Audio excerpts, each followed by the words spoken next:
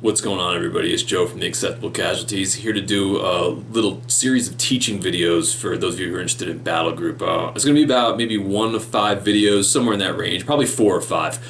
And it's kind of just going to be the way to take you guys through the game from the start of a turn all the way to like list building and some odds and ends in between. I decided to do this series of videos because we're going to start doing more battle reports on the channel, and I know a big chunk of our community is actually interested in playing the game, so I figured I'd kind of hold your hand through it as I'm learning it, so we can kind of go through it together and pick it up. And I'll try to teach you guys all the stuff that I know, maybe some of the mistakes that I've made along the way to kind of make the transition a little bit easier for you. I also wanted to do these too, since we're doing a lot more battle reports of this on the channel. For some of those of you out there who might not be interested maybe in playing the game or aren't ready to necessarily jump into the game yet, but maybe you still want to watch the battle reports and know what's going on. So I figured these videos would be a good way for all of you out there who want to take that route to kind of, still be able to view and enjoy what we're putting out there and actually know what's going on with these battle reports as far as how the turns work and how the game plays on the tabletop, even if you might not be playing these games at home with your community or with your friends. So the first video that I want to put together for this is going to be, this one's going to be kind of how a turn works and how the orders work once you get your army on the table.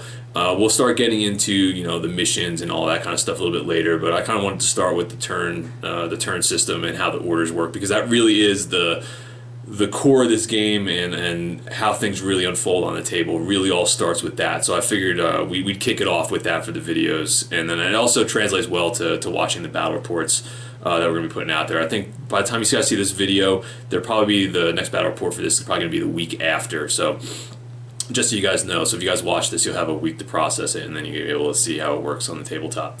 So first off is going to be the turn. Obviously, this works the same in every game that you play.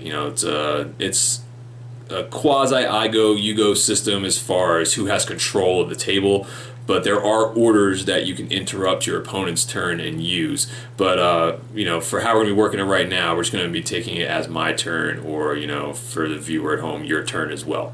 So when your turn comes up and the game starts, your models have already hit the table, you've already rolled up the mission, and it's been decided that you will be the one going first. So the first thing you're going to do is, based on the size game that you're going to be playing, you're going to have to roll for your order dice. And this is the first turn of the game. If you'll have a 2d6, and we're going to be going through this as a platoon game. There's different dice pools and different things that ways work. Whether you're playing squad, platoon, company, or bigger games than that, your dice pools will change and everything like that. But for just for consistency purposes, we're going to be going pretty much at the platoon level for the series of these videos, and most likely for a lot of the games on the channel, just because we enjoy the way that size game plays.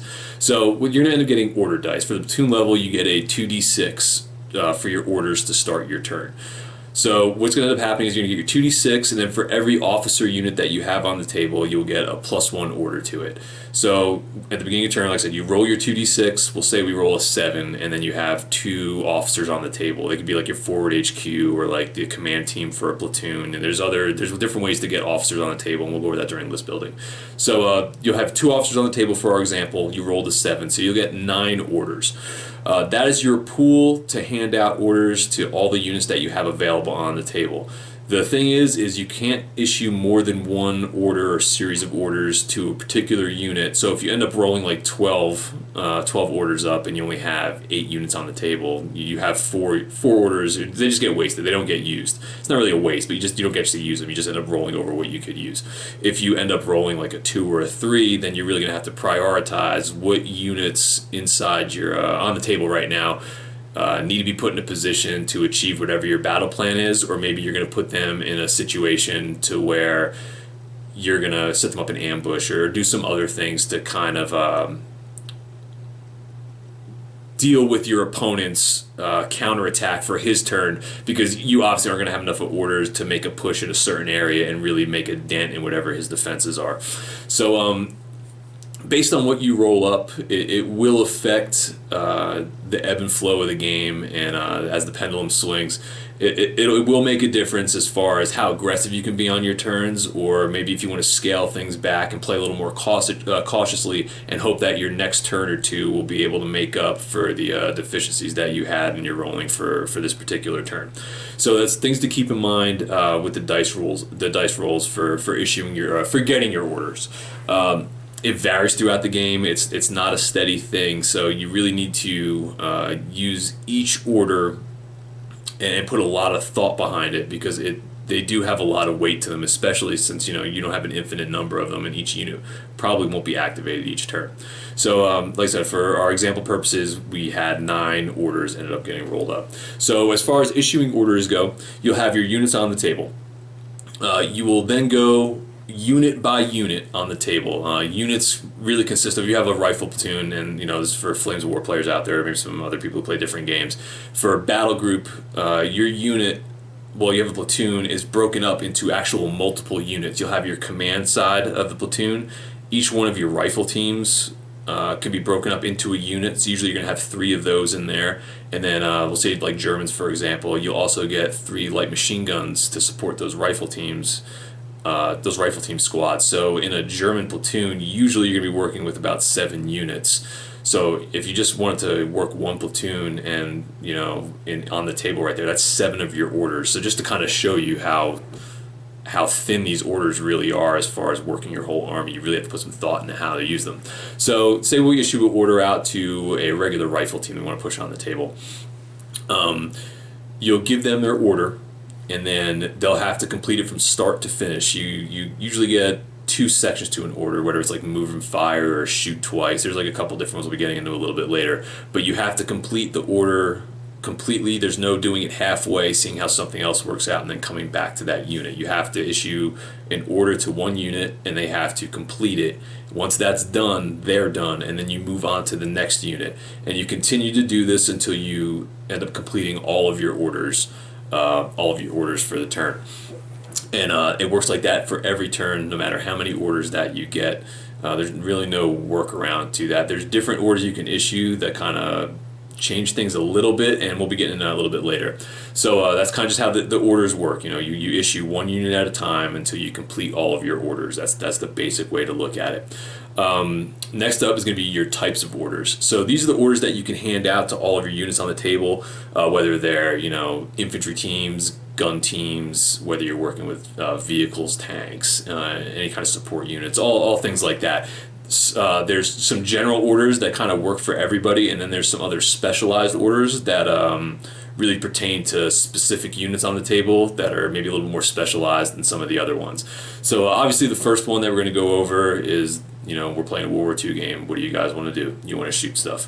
So the first order that we're going to go over is going to be your open fire order. So open fire is pretty much giving you the opportunity to fire twice for that particular unit's action. So when you activate that unit, you issue open fire. And what open fire does is, like I said, it lets you shoot twice at whatever your unit's rate of fire is. So, if you have say that German rifle team, you have like 5 rifles in there, you're going to issue that first fire order, you're going to get 5 shots, and then your second order, you're going to get another 5 shots. You don't automatically get 5 shots for each one of these orders, though, because you have to observe units when you shoot. We'll be going over to that in the next episode for movement and shooting, but just for the order purposes right now, for open fire, you will get 2 rounds of fire. So for that rifle team, like I said earlier, you get 5 shots the first order, and then 5 shots for the second part of the open fire order. And it works like that for everything, whether you're going to tanks or you're going to be doing maybe like some AA guns that you're shooting, or any kind of thing that can shoot. You can give the open fire order to, and you'll be able to get two volleys of fire to shoot into a unit. Another order you can use is maneuver and fire. This is for if you want to move then shoot, or shoot then move. So if you want to maybe work your way up the table and continue to put pressure on the enemy, or maybe you want to work your way toward a better piece of cover or contest an objective, but still try to whittle down what's ever in front of you. This is the order that you would use for that.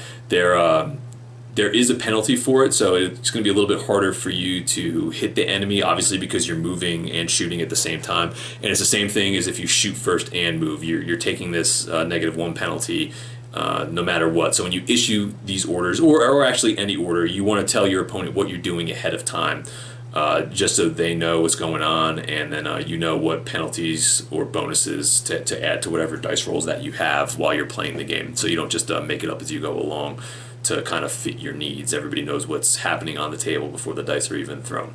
So maneuver and fire, like I said, it's either you move and shoot, shoot and move. It's a good way to work your way up the table, or whittle down an enemy while maybe getting a better vantage point, or taking an objective. And that works for, tanks, infantry. It's a pretty general order that you can use. Next one that we can go over is going to be top speed. It's kind of like at the double. So if you don't have a target that you want to shoot it on the table that makes sense, might be like way out in the distance, you're going to need like amazing dice to hit it, or you're really trying to make a push up the table in a certain area, you'd use top speed. And what that would do, it would give you 2 movement orders in a row. There's no penalties for it or anything like that. You just move twice. You're not shooting. And it's just a way for you to kind of gain ground a little bit faster, working your way up the table. It's pretty self-explanatory. You can do it for vehicles, infantry, and all the like as well. Another one is close assault. So for other games, we'll just compare it to Flames of War, because like I said, most of our viewers are coming from Flames of War background. You have the assault phase, and in assault, you're kind of just, it's a separate phase of the game, and after you shoot, you run in there and you get like close combat. It's grenades, gunfire, bayonets, like whatever's going on when you get base to base. For Battlegroup, it's a little bit different. So you don't use it in conjunction with any other orders like open fire or maneuver and fire, and then you get close enough to assault. It's its own separate order on its own. So for close assault, you need to say that you're going to do it ahead of time. So you need to move and then get within 5 inches to issue close assault. Now, if you move and just issue a fire order and you're within 5 inches, it's not considered close assault. This is a separate order on its own. So you need to move, get within 5 inches. This is something only infantry can do. I'm pretty sure you can't. I'm almost certainly positive you can't assault with tanks and vehicles in this. It just doesn't work like that. You can really only assault with infantry. So yeah, I don't think you're going to be able to spam tanks and then just run people over. Really, it doesn't really work like that. So for close assault, like I said, you'll take your infantry, you'll move, and then you're going to get within 5 inches. Now, when you're within 5 inches and you issue the close assault action, it has some bonuses, but it is a bloodbath. And in some of the games that Vin and I have used, if you're attacking and you get this off, you want to make sure that you are definitely in a better position as far as bodies or firepower going into these close assaults, because they do turn into a bloody mess. So for the attacker, if you have a large squad, maybe like 8 guys or like 10 guys if you're Americans, whatever, you have like a large squad, when you go run in the close assault, everybody in the squad gets to fire their regular rifle shots off. And if you have SMGs, you're going to get like 2 shots per unit. So like there's different variables that go into when you're doing this. But another big kicker for this is you add a D6 to your attack pool, your dice pool. So if you roll like a 5 or a 6, it's another 5 or 6 attack dice you get to throw in there to try to hit your opponent. And that's like to constitute like grenades getting thrown in, and just everything that goes with you being aggressive and assaulting a position. And it's a really good tool to have, because you can do a ton of damage. But the downside is when you issue a close assault, your opponent also gets to fire back at you and do damage. So it's risky business going both ways. It's really good if you're looking to just kind of wipe out a beat up enemy squad, and you want to kind of take a position, or if you need to take a risk. It's the extra D6 does make a pretty good difference. The big catch to it, not just the damage that gets issued to both sides and then the morale test that happen afterwards for taking casualties, is you have to motivate to run in there. So, and we'll get into this other videos too as far as quality of your troops. But if you're a veteran or an elite troop, you would need like a 2-up motivation to get the assault off. If you're a regular troop, you would need a 3-up. If you're like inexperienced, you would need a 4-up. If you fail that motivation to run into the assault, your unit then just becomes pinned. They just dig in where they're at and they decide not to do it. So if you work in that close assault order and you get in with 5 inches, and then now you're a pinned unit because you failed to get the assault off, you're in really bad shape, because then the opponent can then close assault you next turn, and they can just capture, and your unit's going to surrender because they're pinned. So close assaults, it's more of a tactics thing, but I think close assault, awesome order to use, but it's definitely not the order I think that you want to use at the end of the turn, unless it's like a last-ditch effort to get something done. You probably want to use it like mid-turn, beginning turn, and then if things don't go your way, you still have enough of orders left in your pocket to kind of help those guys out if they either got their butts kicked in close assault, or if they didn't even get in and they're just pinned. Now you can maybe set some units up in ambush, or use some firepower to kind of suppress the other platoon that you're trying to assault with. So just a side note, close assault, awesome order, but definitely use it, I think, in the beginning to the middle of your turn. But that's tactics. That's something different. So another thing is an order you can issue is artillery fire. So if you have mortars on the table, you have guns on the table, you can have off-table artillery.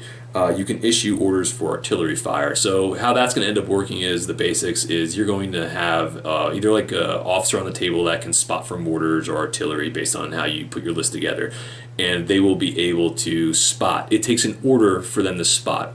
So they're going to have to spot, roll a communications test, and then if that ends up passing, you end up going now to your mortar team, your artillery team, and you end up firing off some guns. So just to fire off mortars or artillery, you're going to need 2 orders to do that, because you're going to need an order from observer / spotter, and then you're going to need your orders from your guns. And that's kind of how that works. Like I said, we'll get into some of this stuff a little more in depth when we get into the maneuvering and shooting and some of the unit specific stuff in later videos. But that's just kind of how the artillery fire works.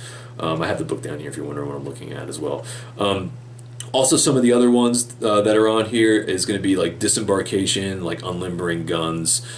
These are orders that you issue, so you can do it at the beginning of your turn and then maybe move the unit, or do it at the end of your turn after you moved, and that's an order to kind of do those things and get units out of transports, get guns set up, get units on transports like tank riders or half tracks, like anything that kind of constitute that kind of stuff. You'd be using either the embark disembark for transports, or the limber unlimber when you're dealing with field guns. It's pretty simple as far as that goes. Some of the other ones, like, so we already did artillery fire. There's other ones that are kind of specific to the specialty units, like tactical coordination is one where you can use your like senior officer, your HQ, to unpin a unit at the beginning of your turn, opposed to waiting to rally at the end of the turn, and we'll be getting into that a little bit later. So it's really good to use if you want to get one of your units that you really need to be part of your battle plan, get them up and active in your turn, opposed to waiting till the end of your turn to getting them back in action. But like I said, you have to take like a morale hit to do it. So it's a really good order, but there is a risk reward based on what kind of chits that you would pull out of the bag. There's other ones here for rearming. So if you have supply trucks in your list, tanks don't have unlimited ammo. So field guns, infantry, they all have enough ammo to you don't have to keep track of it. But when you start getting into vehicles, you're going to have to log what kind of shells that you use, whether you're set up for AP or HE. Like I said, there's a lot of detail with this. So when you're using your vehicles and you're just plugging away, you're burning ammo, and if you end up hitting 0 ammo in a tank fight, you're going to be in pretty bad shape. So you're going to need to rearm that unit, and that's where supply trucks and supply wagons kind of really come into play here. They're really cheap to put in your list. It's a nice option if you run a lot of vehicles with low ammo counts. So you can pull up to them, you can burn in action, and you can resupply whatever vehicle that's sending rounds downrange, and then you can kind of keep them in the fight. There's other ones for like engineering that you can use for blowing up buildings, removing minefields, things that you would do with your pioneers. There's like a whole section on that, which is awesome. If you like playing pioneers, Battlegroup's awesome. There's so much cool stuff that you can do with it, from like German players using Goliaths, or like building bridges, blowing up buildings. Like there's just a ton of stuff you can do. So engineering has its own separate order specifically for those units. You can also repair vehicles. Sometimes your vehicles will get immobilized if you get hit with AP shells, or get some damage done with some HE rounds from certain guns. And some you have like engineers on the field, or repair vehicles that can go up and they can repair or recover. There's 2 separate orders. They can repair like immobilized vehicles or some damaged vehicles, or they can recover other vehicles and kind of get them back into the fight that might have been like blown up or destroyed or anything like that. So these these other specialist vehicles, if you have them in your list, they can play a really good role in keeping units in the fight, or getting units that might be immobilized back in the fight. And like I said, they're not super expensive, and like I said, they play a really big role, and not just like, eye candy on the table. So it's another thing, like, in your collection you can get some of these like Burge Panthers out or something like that, where you can get them on the table and let them do the job they intended to do, and it's pretty cool to be able to use them. I haven't put any together yet, but that's definitely on the shopping list to put out there. So that's the basic types of orders that you can issue, and then there's some other ones too that are going to be called reserve orders. These are orders that you issue to the units that you have on the table, and then they don't activate in your turn. You give them this order, and then you can either wait to activate it on your opponent's turn, or you can just leave it on there turn after turn after turn, and it doesn't eat up another order every turn. So if you issue something like, with one of them's ambush, one of them's reserve move. So if you drop an ambush fire order on a unit, we'll say like that rifle platoon that we were talking about earlier, you give them an ambush. They now have an order on them. You leave like a little token on them so you know it's there, and on your opponent's turn, you can interrupt their turn at any point, and except for I think when they're firing, but you can interrupt their turn at any point, and you can, when a unit moves or is in between actions for the other person, and you can issue this ambush fire. So if you have maybe somebody getting over aggressive and working into your lines, and you have like 3 units with ambush fire, you can just open up, and like you can shred people on open ground, or you can use that order to pin people and suppress people on your enemy's turn to kind of stunt some assaults, or you can use it maybe to just kind of make your opponent a little bit more weary. Like, you have like a 6-pounder like on one flank, and you just have them in ambush waiting. Maybe they're in ambush for like 5 or 6 turns. It doesn't matter, but they're doing the job of like maybe holding this road on one side of the table, and really a major deterrent for any vehicles that might be coming down there, because as soon as they turn that corner, they're going to be eating 2 shots from a 6-pounder or like a 17-pounder, and that's not good for anybody as far as your opponent's concerned. So the ambush order is really good, especially if you want to kind of close off one half of the table, or like I said, maybe you had bad order dice and you kind of want to set up a little defensive front for a turn until you maybe get a better roll next turn to kind of make your push if you're an attacker. So the ambush fire, it has a lot of uses, and the cool thing I do like about the ambush fire and the reserve move is it keeps you engaged. It might not be your turn, but you're still watching what's happening on the table, and you're waiting for your moment to strike, or you're waiting for your moment to use either one of these orders to benefit you the most. So it keeps players engaged, and I really do like that about the reserve orders. And I didn't use them as much the first couple games I played, but now that I got more comfortable, I'm using them more. It adds a whole new element to how things unfold on the table, and how you work your battle plans as the game kind of flows back and forth. The other one is a reserve move. This one I just started using, so I'm by no means a master at any of this, but I'm just started using it and kind of figuring out how to work it into my game plan. So for reserve move, it's kind of the same thing as ambush, where you set your token on a unit, and you wait for your opponent to go, and then you can use this reserve move. And pretty much reserve move, it lets you kind of just move at the double, and you can kind of just do your normal movement rules. You can't do anything else for that turn except for move. I think it's just a top speed order, or you can move once if you want to. So what ends up happening is, say your opponent just opens up on one flank, and he's done shooting over there. There's nothing else that can shoot on that flank, and you have this reserve move order on maybe like a unit that's over there that maybe didn't get pinned or didn't get damaged.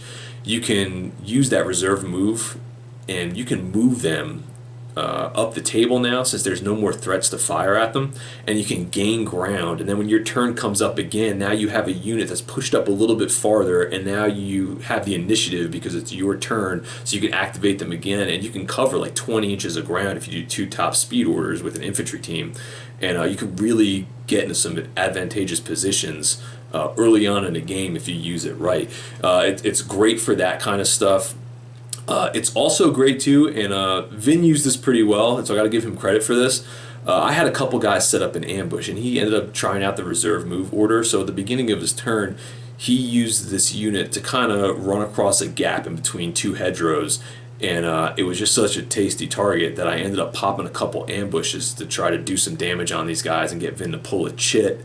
But the distance was kind of far, so it really didn't work out very well. I was able to do some casualties, but I didn't get the result that I wanted. But what it ended up doing was it made me pop 2 of my ambush tokens on his reserve move. So, and how that mechanic ended up working, I had my turn going. I had a unit with ambush here. Vin had a reserve move. So it was my turn. Vin interrupted my turn to move with a reserve move across an open field, which gives him the turn. I ended up coming back and interrupting his reserve move with my ambush that I had set up here that I was going to use to defend this certain part of the table on Vin's turn. But when Vin interrupted and sent that unit running across right there, it was prime time for me to open up. And when I ended up doing it, like I said, I didn't get the result I wanted. So it's a good way to maybe bait some units out of ambush that you don't want to have there when your turn ends up rolling up. So it's another one of those orders that can definitely be used for multi-purpose, and it's really good, especially once you get the hang of it and see its usefulness. At first, you're going to look at it and you're going to be like, I don't know if this is even really worth doing. But it really, really is. It's a nice thing to have in the back pocket. Like I said, you don't need to put everybody in ambush. It's nice to throw some units with reserve move. And another good thing about reserve move as well is at the end of your opponent's turn, after they burned all their orders before your turn starts, you can activate reserve move because it's still technically your opponent's turn, and you can push up the table after that. So if you're, have these guys in a position where maybe they can't get hit, or your opponent fails to pin them or do any damage to them, and they're kind of sitting there, you can wait till all the orders have been burned and then do your reserve move and push these guys up the table, or maybe put them in better positions for your next upcoming turn. So reserve move, really good. Ambush fire is awesome. Next thing I wanted to kind of go over was, so we've gone over all the orders. Now it's kind of stringing these together to make your battle plan work. And this is a little bit tactics, but it's also kind of a gameplay mechanic that's worth knowing. So you don't just want to go down the line and giving your most powerful units the orders first and kind of let them just do alpha strikes and let your Tiger tanks just shred what's ever there, and let your MG42s just open up. Just kind of go down the line from best to worst unit. You at first glance, you'd think that, but it's, I don't know, after playing a couple games, you really see the value in stringing orders together and kind of having a vision of how you want your turn to unfold, and then using those orders to activate that. Just because you have a Tiger on the table doesn't mean that's going to be the best unit for you to use for whatever you're trying to accomplish. It could be something like a lowly like MG34 team on the other side of the table that you want to use to suppress a unit. So after you pin that enemy unit, maybe in that building, now that kind of opens things up a little bit for your rifle teams to push up aggressively and get better positions and really get a foothold on one side of the table. That might be more valuable, that string of like 2 or 3 orders right there, if they end up working out, opposed to you just opening fire and just, laying waste or attempting to lay waste to just other units on the other side of the table. This game isn't really about how many casualties you can inflict and how many units you can kill. It's really about positioning and thinking about how you're going to work your way up the table by using suppression and then shooting for damage and casualties when you need to. It's not about killing first. It's about getting positioning, suppressing, and then shooting for damage next. So when you string these orders together and you're looking at how your units are going to synergize with each other, that's a big part of the turn, and it's something, like I said, I'm just starting now to really get comfortable with and get the grasp of, and that's one of those things that you're just going to gain with experience. The first couple games you play, like I said, I Flames of War background is what I came from, and you'll see it in the first couple battle reports that we posted up last month. Vin and I, we were the same mentality, man. We just rolled out there and we're like, dude, we're just going to start plugging away at each other, and I'm going to take you out before you take me out, and you don't take units out as fast as you think you would, especially compared to Flames of War. The casualties don't mound up as fast, so you really need to use some of the other things in the game. Like I said, use those orders the right way, use suppression the right way, and all those other things. We'll get into suppression too a little bit later and how valuable it is to the game. But like I said, stringing together the orders for each turn and making this battle plan work and having like a real idea of what you want to accomplish, it makes a huge difference, especially when you start stringing together movement orders on top of suppression, on top of shooting for casualties, and making sure units that are getting in the close assault, they're going to have a plan B if they're not able to get it off or get the result that you want. Like I said, there's so many variables, and it's one of those things where you can read the rules and you can think you have an idea, but until I think you really start rolling the dice to kind of see how things unfold on the table, it's definitely a learning process. And like I said, that's why I say go back and watch some of the battle reports if you haven't yet, or maybe watch them for a second time. And you'll see from the first game up to the third or fourth game that'll be posted by the time you might watch this video. It's a gradual evolution of learning how these orders string together, and how the game changes from just like try to shoot the other guy to really trying to put some plans into motion and think things out. It's pretty cool how that all works out. So that's kind of how the orders all work. The last part of issuing orders is going to be after your turn. It's called the rally phase. So the rally phase, you've already issued all your orders, you've already set your units in ambush, you guys set guys for reserve move, everything's kind of happened at this point already for your turn. So now at the end of it is the rally phase. If you have any units, and this is going to happen most likely middle of the game, because after you end up getting enough of units pinned, because that's what this is used for. As the game flows on, you're going to have units suppressed, or units are going to take casualties, and they're going to be pinned because of it. So you're going to have units on the table, they're going to be inactive, because you can't activate a pinned unit, and they don't automatically become activated. Well, there is one way, but we're going to get that into another video. So that's what the rally phase is for. And that happens at the end of your turn. Now, when you use the rally phase at the end, you take a morale chit out of the bag, and then that gives you the option to roll a d6. And based off whatever you roll on that d6, that's how many units on the table you're able to unpin.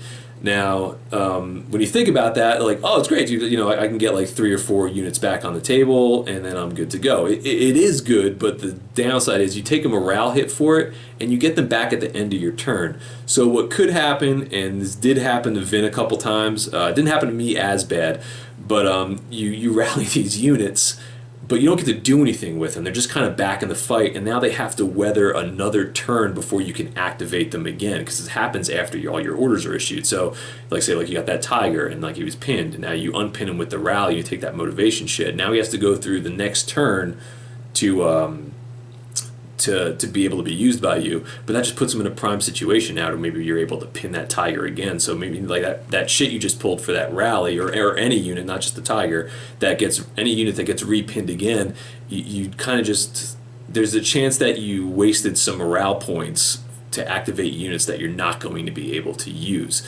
So you don't want to, I don't like, based on this is like more of a tactical thing, but the more games I've played, I feel like you don't want to really use that rally, this rally mechanism at the end of your turn if you only have like 1 or 2 units on the table, regardless if it's like a tiger or like one of your big units. If you have enough other stuff there to kind of weather the storm, you want to really only use that rally order if you maybe have to activate like 3 or 4 pinned units and you're really kind of hampered down, or maybe you have like 1 unit that's like going to be pivotal to how this game is going to unfold on a certain part of the table, and you need to get them back in the fight. Like say you have like an MG42 team that has an ambush order attached to them, but your opponent pinned them.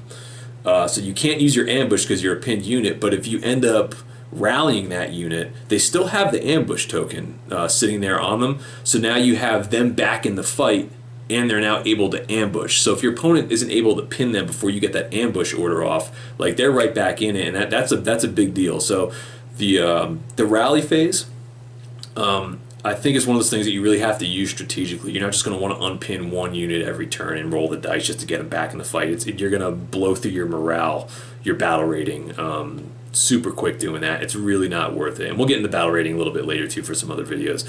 So yeah, so rally's really, I think rally, it's really good, but it's you got to know when to use it. And the thing is too, is like you can take a token and you can roll the d6. Say you only roll a 1 and you have 4 pinned units. If you want to, you can go back to the bag, take another chit, and roll another d6, and you can continue to do this until your heart's desire. So it's if you're rolling 1s and 2s, which Vin's the expert with, you guys know. So like you might want to take a chance and take another morale hit to get another D6 out there and get some units unpinned. But use it strategically. Don't just do it every turn. It's not worth doing. And it's another thing, going back to an order that we previously touched on. That's where tactical coordination really comes in, because you can pull that shit at the beginning of your turn, and you can attempt to unpin one of the units you have on the table that you might want to use for the attack, and really get things going. So it might be worth doing that instead of waiting at the end of your rally phase. Like I said, those are tactical decisions, and we'll get into that when we start making tactical videos down the road. So this was kind of the first video. I'm gonna wrap it up right here for just like the turn and the movement orders, and kind of how everything works and unfolds during a game turn. We'll be back next. I'm going to do movement and shooting, an episode for that next. We'll kind of get more into the action part of the game and kind of how we get to blow things up and do all the fun stuff that we all enjoy doing with our little plastic soldiers. So I kind of hope you guys got something out of this, maybe enjoyed it. If you're a veteran player watching this as well, leave some notes. Leave some comments at the bottom, maybe some stuff that I glanced over or got wrong that people who watch this video will be able to kind of educate themselves with.